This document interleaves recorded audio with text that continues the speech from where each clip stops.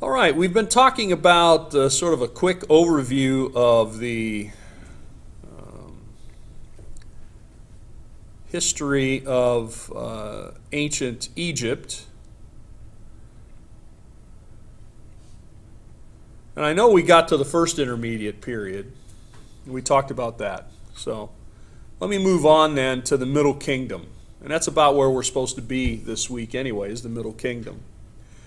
One of the things you'll find with the Middle Kingdom is that this is where most of the literature, last week we did some of our literature presentations. I'm sure you remember that.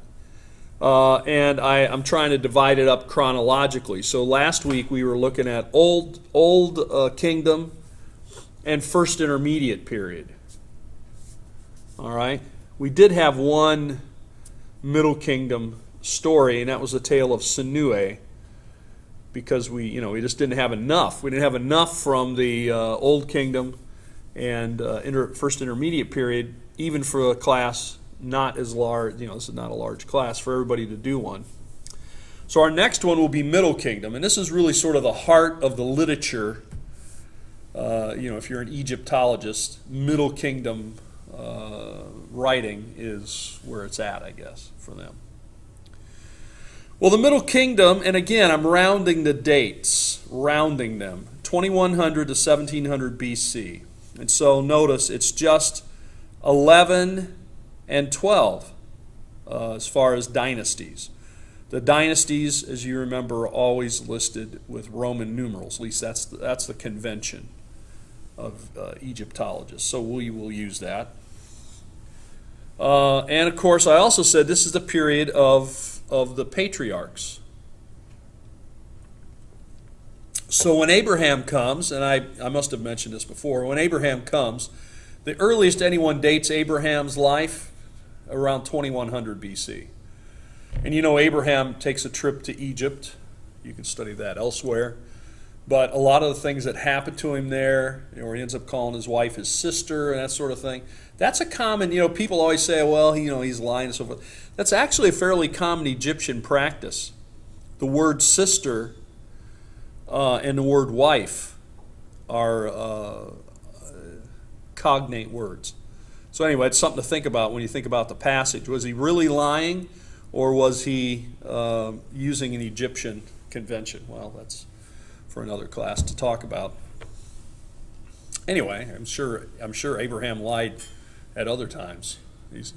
Just because these people are in the Bible doesn't mean they were perfect people, right? Obviously not. We have a lot of the things they did wrong listed in the Bible, right? So this is the period of patriarchs, and I point that out because even when Abraham came to Egypt, the pyramids were all done. And in fact, the great pyramids of Giza were like 300 or 400 years old. So you think about that. 300, let's say it was 300 years. 300 years back from us right now, right? This would be back to like Colonial Williams. So it would be like saying Colonial Williamsburg was contemporary of us. Well, not really, right? Well, anyway, I point this out because I've heard people say, for example, that Moses and the Hebrew slaves built the pyramids. I've heard that in Sunday school lessons. I've heard that in sermons and so forth. I hear it sometimes, people saying that. That's just not true. Okay, so just trying to correct that. Now, the second intermediate period, look at all the dynasties here. And this is about 250 years, 270 years. We have 13, 14, 15, 16, and 17. We have 5 dynasties in a little over 250 years. That's 50, 60 years per dynasty, which is pretty much the lifespan of one person or maybe 2 people of their reign. And then it changes. So this is a troublesome period in Egypt. When we called the first period the first intermediate, you knew there would be a second intermediate at least. This is also sometimes called the Hyksos period. The Hyksos are Semites, Semitic people, coming from Mesopotamia, perhaps Palestine, but most people think Mesopotamia, Syria, upper part of Syria, which today would be Turkey. So that Mesopotamian area. And, of course, we see that this is also where chariots are introduced. It appears the Egyptians did not have chariots in the Middle Kingdom, not till the New Kingdom. So this is a military development for them. And also the use of horses. Might be interesting to note that, say, in the Old Kingdom of Egypt, they had neither camels nor horses. But they did have the beloved donkey. Much maligned, but donkeys are pretty tough. Okay? They take a lot of abuse too, unfortunately. And this would be the period somewhere in here, depending on how you date things. This could be when the Hebrews are enslaved.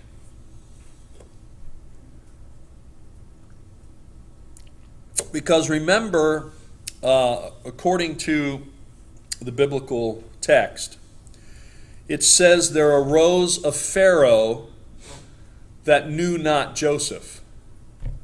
And so the kind of deal that Joseph had made, if you remember when the patriarchs come, right, because of a famine. They come because there's no food. And you know the story of Joseph, I assume, right, that he was sold into slavery by his brothers. Nice brotherly kindness. And then they show up and he recognizes them. They don't recognize him.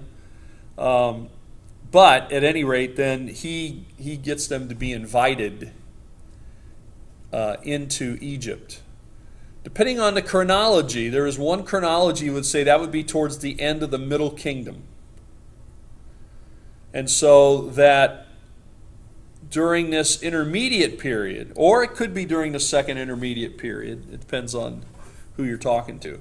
But then there arises a Pharaoh who doesn't know Joseph. Certainly if you're making a transition from the Middle Kingdom to the second intermediate period, it would lend itself to that scenario. At any rate, this would probably be the time when they are enslaved. And we'll talk about the dating of the Exodus later.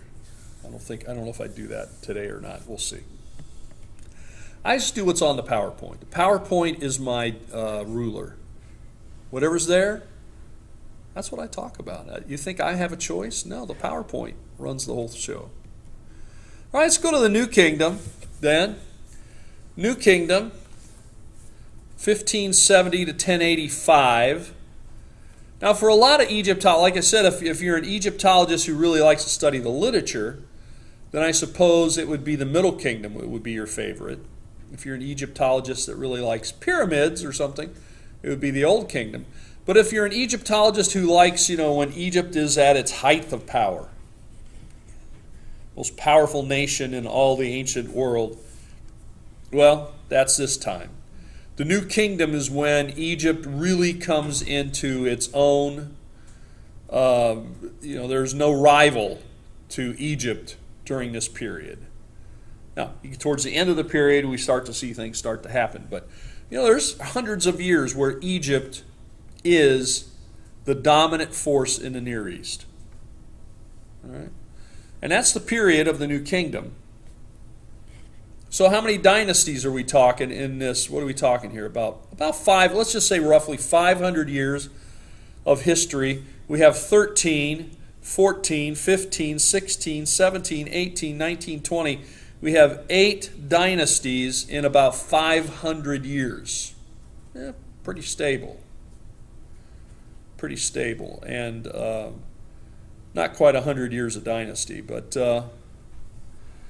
Now, the capital, of course, remember, had been further north in Memphis. The capital is now moved south or into Upper Egypt at Thebes.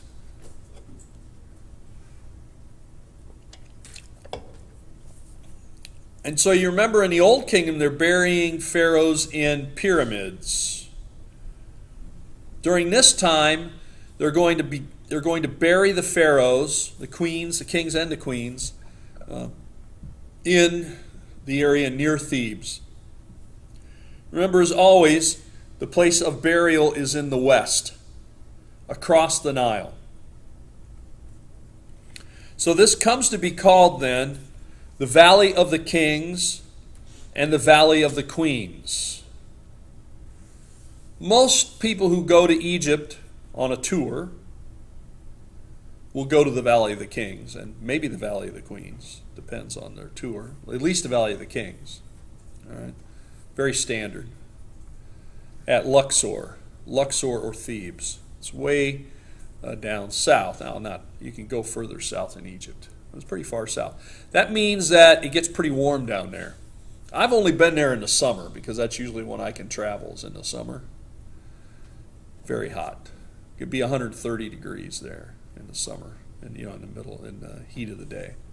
So that means you want to go as early in the morning as you can, and for this visit, because it is, the ground is sort of a light tan, not quite white, but there's a lot of reflection. So the sun comes out, and you're kind of getting baked, right? Getting baked at coming down on you, and it's reflecting off, and it's reflecting off of all around you. So, but when you get in those tombs, I mean, it's you can see why everybody keeps coming, because there are some spectacular tombs to see in the Valley of the Kings and the Valley of the Queens. All right. Now, more we could say about that, but again, we're just doing a little overview. So what's next? After 1085, we then enter the late period, as it's often called. The late period of Egyptian history, 1085 to 333. What happens in 333, you think? Does that ring a bell with anybody? In Egypt, across the Near East? I'm guessing that they lose out to another culture. Yes, they lose out to another. Any idea which one? Rome or Greece? Rome or Greece? Rome or Greece? Well, that's pretty good. You're in what? Alexander. Okay, so I guess that'd be Greece, right? So Alexander the Great marches into the area and marches into Egypt in 333. So that's normally when people end it. So that's a very specific event that brings an end to the late period. But this is a much weaker period for Egypt. You have an invasion of the Assyrians, invasion of the Persians, invasion of the Greeks, Alexander the Great. Also, later on you'd have the Roman period, but that's after this. So notice you've got from 21 to 30. So 21, 2, 3, 4, 5, 6, 7, 8, 9, 30. 10 dynasties you can see here in about 600 years. So in this period, you see the Assyrian control, you see the Persian control. You also see this is the time when the Nubians come. The Egyptians had dominated Nubia for many years. But this is a period when they get weak that the Nubians kind of return the favor, if you want to call it a favor, and come north on the Nile and take control for a period. Then, of course, when, as I call him, Big Al comes into the town, he will take control of Egypt, as well as the entire Near East eventually, Persia, all the way over to India. But after Alexander's death, even, it continues under Greek control, under General Ptolemy. So that period is called the Ptolemaic period. It's about 300 years of Greek rule, the Ptolemies, where the leaders there are called, Ptolemy the first, second, third, fourth, fifth, sixth, seventh, eighth, and so forth. By the way, for each Ptolemy, let's just say roughly, there is a Cleopatra. So when people say Cleopatra, they usually mean one specific lady, but there are several Cleopatras, just like there are several Ptolemies. The most famous Cleopatra is at the end of this period, who interacts with, interacts with the Romans. Okay? And that's when we make the transition from, it's really under that Cleopatra that we make the transition to Roman period. It's there. And so the Roman period starts roughly around 30 BC. And that will continue on until the fall of Rome. So we're not going to go that far in this class. And still, throughout this period, the main resource of ancient Egypt, right on into the Roman times, is food. The Romans call it the breadbasket of the Roman world because of all the grain, all the wheat, which means equals all the bread and so forth, that you can have huge cargo ships that would transport the grain from Egypt to other parts of the Mediterranean around the Roman Empire. Well, let's talk now just for a moment about a few of the New Kingdom rulers, shall we? Okay, we shall.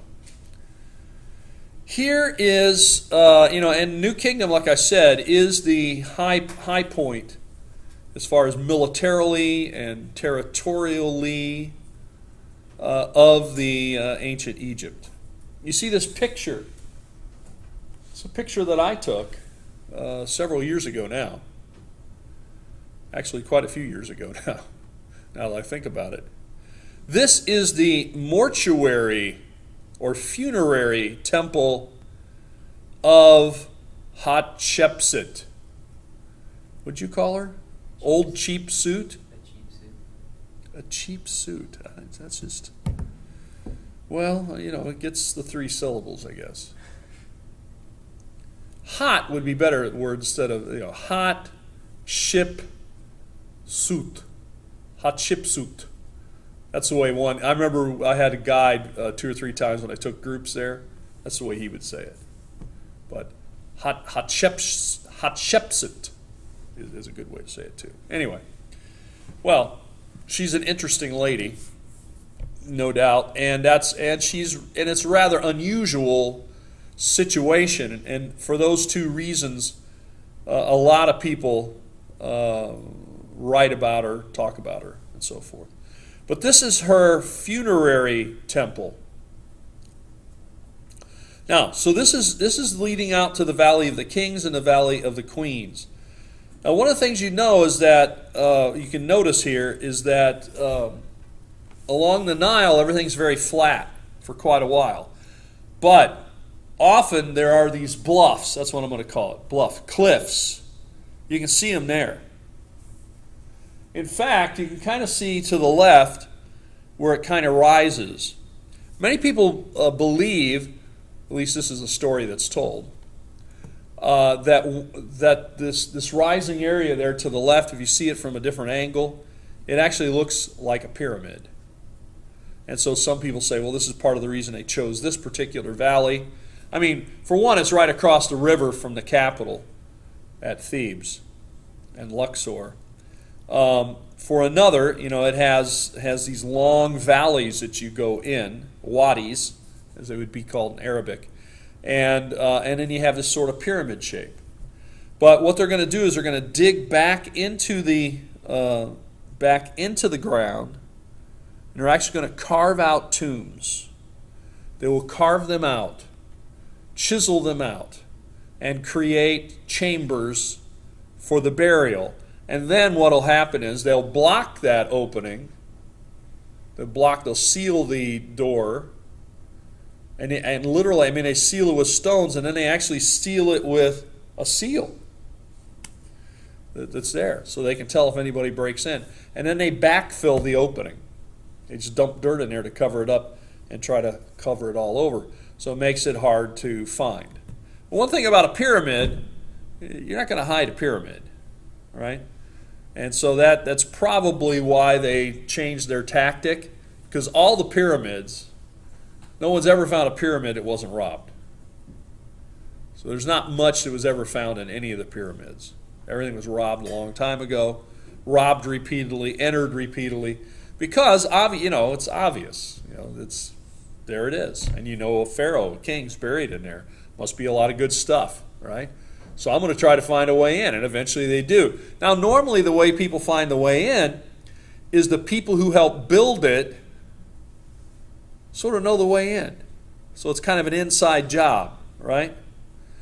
That's why, when somebody's working at a store and the store gets robbed, well, the first people I'm looking at are people who work there. Why? Because they're the ones that know which day there's the most money. They know how it's kept. They know what's going on. And if you get like one of your friends to come in to, you can pass it. Anyway, I'm just a suspicious guy. But inside job, it's been going on for thousands of years, because the guys who built the pyramid knew where the chamber, they got this big pyramid. They knew how to get in, at least where an entrance could be made. They knew where the chamber was or whatever. Was it under it? Was it inside? And they loaded it up. Now, so the word would get out from some of the people working on it, and that's it. So same can happen here with the tombs, and a lot of these tombs are robbed as well. But the idea is it's be harder because it won't be as obvious where it is. Okay? So this is just like we see with the pyramids, which had funerary or mortuary temples. That's what this is. And so Queen Hatshepsut was prepared here. And this was prepared ahead of time. That's all right. You can prepare and show this.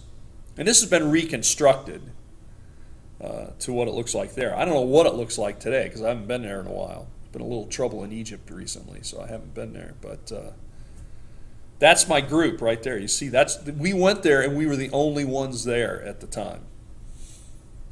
I can tell you why. This is a long time ago. Because the previous year, a group went there, and some Islamic Brotherhood guys started shooting them, basically. Because, tourism becomes a target. Because tourism is the number one, at least it was the number one income for Egypt. And so if these guys can shut down the tourism, which they have shut it down a lot recently, why Egypt's in trouble, they attacked tourist sites and tourists to keep tourists away. Well, we went, and we had the place all to ourselves. That's just my group right there. So anyway, you see the cliffs. Now, by the way, this is like a long, long time ago, so don't worry. Yeah, all those people survived. They made it back home. I don't know if they're currently still alive, but, it's like I say, when I take a group overseas, I'm like a student, because, I don't have to get 100% to pass. So I don't have to bring back 100% of the people. If I bring back 60%, that's still a D. And if I grade on a curve, as a lot of students want me to do, I can bring back about 50%. I'm still passing. So I got 20 people. I get 10 or 11 back. Okay.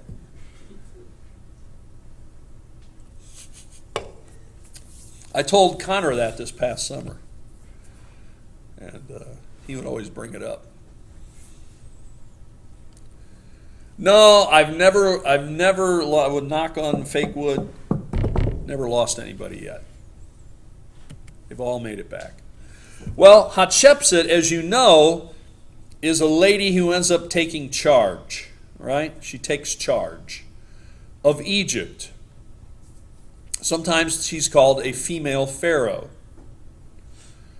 Okay, you could call her that if you like, but, pharaohs are males. You can point to 3 or 4 examples where women have been powerful and have assumed that role for a while. but they are more the exception than the rule. So that's, you know. Now, she first started off as a regent. You know what a regent is? Regent. Sort of like not exactly a prime minister, but kind of in that same area that has control. Yeah, somebody has control. Regent ends up happening in very specific times when you have a monarch, when you have a ruler who's considered too young to rule. You have it in England, you've had it in other places, you have it here in Egypt.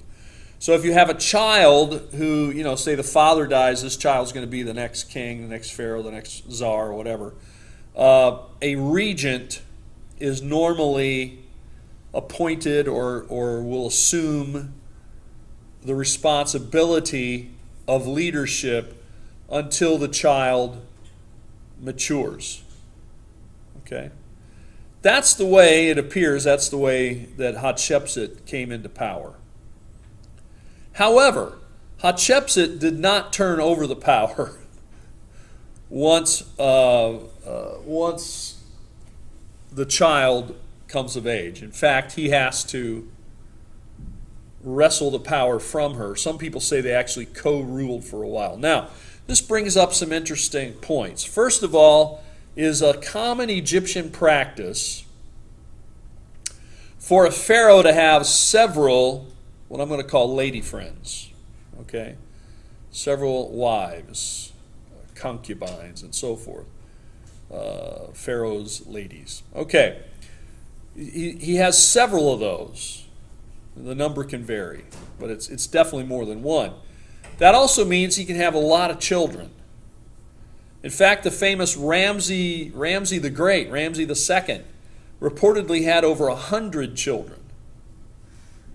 It's like 95, 98, of the numbers we know that are recorded. Almost about 100 children. How many wives? I don't know. I think he had like 30 wives or something, and each of them having 3 or 4 kids. So you can see how that could happen. So that leaves a lot of heirs to the throne. So how is that decided? Well, ancient Egypt is patriarchal in its leadership. That means that the men rule. So when it comes to the marriage, if a pharaoh has multiple wives, how do we decide? And multiple sons. How is it decided who is the next pharaoh? Got any ideas? Is it done on age?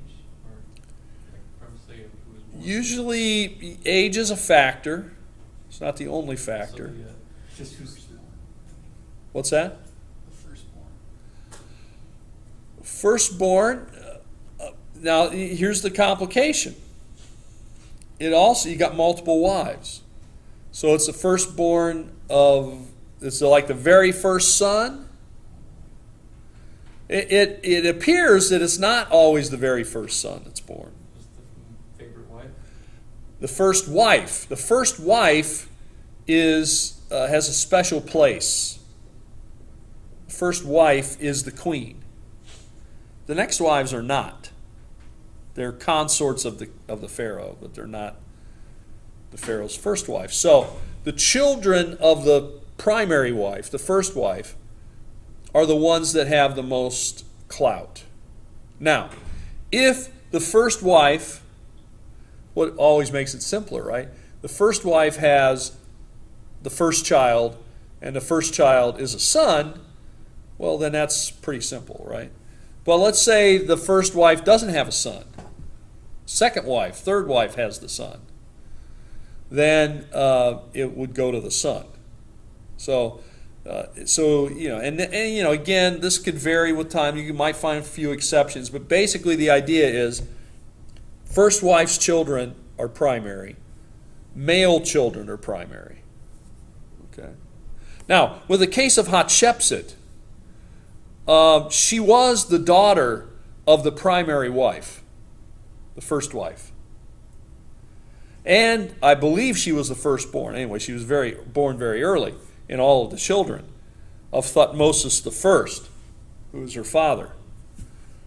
Problem is, she's not male. If Hatshepsut had been male, she would have been the next pharaoh. Hatshepsut then, her brother, now, here's the other thing, is since you have all these wives, and you have all these children, there used to be an old TV show called All in the Family. They're going to keep it in the family. So that means is that, very typical, especially here, Hatshepsut is the daughter of the primary wife. Then there is another who's a son who would actually be her half-brother, who's the son of another mother. And so she is asked, she is required, I suppose, to marry her half-brother. And this is very common for Egyptians in the royal family, is to marry what we might call, to make it more shocking, you say brothers and sisters, but technically they're half-brothers and half-sisters.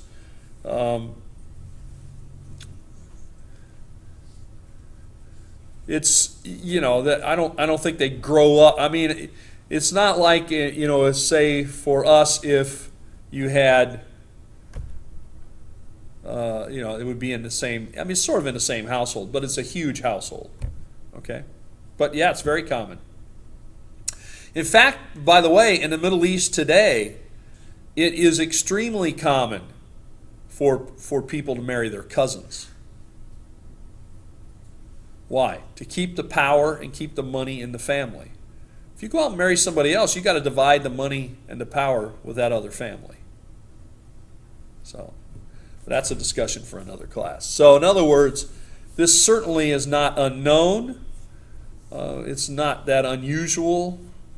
It still happens today. Not only in the Middle East, it happens here in the United States. People end up marrying their cousins. Yeah. And we won't talk about it for now. You can do your own research. Anyway, Thutmose II was not a healthy guy. He dies.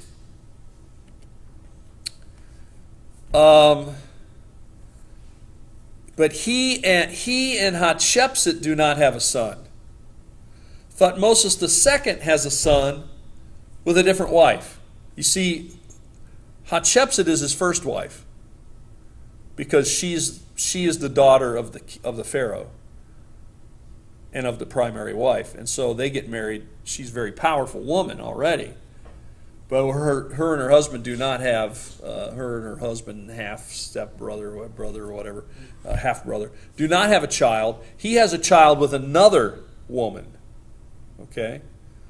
So technically, this other child would be her nephew? Her half-nephew? I guess. It gets a little confusing. But basically, he's too young. He's Thutmose III. And so then this allows Hatshepsut to come to power. And I get the sense that Hatshepsut really didn't like all this maneuvering. She just really wanted to run things because, after all, she was the pharaoh's daughter. She was the daughter of the primary wife. And if she had been male, she would have been pharaoh. We'd have to go through all these other guys, right? And so she comes to power, and she begins to rule as a pharaoh. She's a regent, technically, but she begins to rule as a pharaoh. And once she gets that power, she doesn't want to let it up. As you can see there, she rules for what, 10, 15 years? Yeah. The kid's like 10 or 12 when she takes power. So he's in his late 20s by the time that the power's actually relinquished to him, which was a long time. Most ideas in ancient Egypt is that, where we sort of say somebody's got to be 18 or 21 or whatever now, I don't know, 25, 30, whatever age we say people are supposed to be fully adult. The ancient Egyptians had that much earlier than what we do. So he could have well taken power after 2 to 3 years, 15, 16 years old. And certainly by the time he was 20. But he was like, I think, 26, 27. Okay. And he turns out to be a powerful ruler in his own right. Thutmose III is one of the great warrior pharaohs who goes out and conquers Palestine and so forth. So it's not like he's some weak kid or something, but Hatshepsut's just a powerful woman. Now, some people claim that Hatshepsut and Thutmose III actually sort of co-ruled some of those years. Okay. Do you think she did? Or... Co-ruled? Yeah. Well, I think there's a time that she is ruling directly. I get the feeling that she would not relinquish power. I don't think she'd like this idea. Maybe in theory it's co-rule, but in her mind it's not. I mean, that's the way I get it. I might be wrong. She was a very powerful lady. So you can see she rules there for like 15 years. So this is why she gets a lot of ink, as we'd say, a lot of press, a lot of books written about her, a lot of textbooks talk about her. Almost anybody who talks about ancient Egypt at all, you're going to talk about her. Because she is exceptional, right? This is not the normal practice, but it is an exceptional practice. So, she leads an expedition to Punt. Punt. Let's pass this thing around. We're going to pass this around. Is that the sign-in sheet? Yeah. The expedition to Punt, or sometimes it's called Cush. Cush with a K or Cush with a C.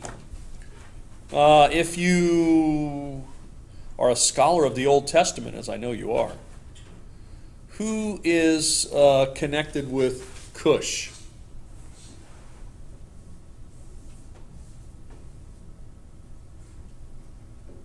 Who's connected with Cush? You know? Israel? Israel has a connection with Cush. Moses has a connection with Cush. Anybody know how? I'm looking it up right now. Oh, you're looking it up right now. I'm cheating. You're cheating, yeah. It's called Google. Google cheat. Okay, what's it say? I gave you enough. Moses and Cush. Google must be slow. Internet must be I slow. don't have any service. Aha! No service. Good. Now you got to rely on what I call the kidneys. Well, it was one of his wives. It was a Cushite. A Cushite woman. Right? Well, you can look it up later when he gets to have service. Probably, so anyway, she goes to Punt. It's very interesting. That mortuary temple has images of her expedition to Punt up on the walls. Right? So, she gets exotic things from that area. Gets exotic things from that area. Plants. People. She brings back dwarfs. Yeah, I mean,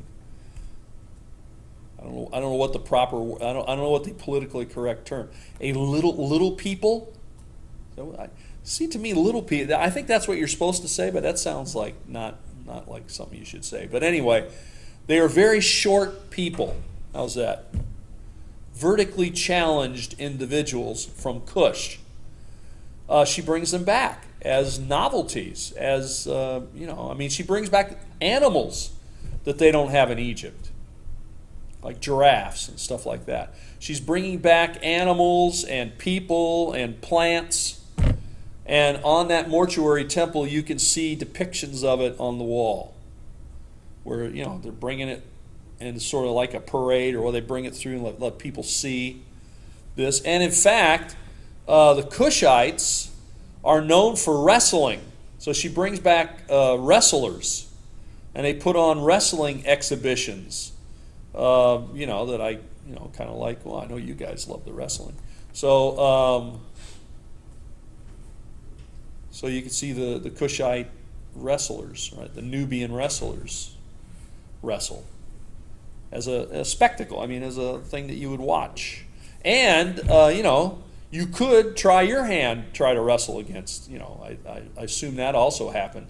That Egyptians said, well, I could take that guy. So, then they, and they found out that these guys, it was a real ritual with the Nubians, the Cushites, to wrestle. And it was a rite of passage that every young boy, adolescent boy, would wrestle and show his strength, right?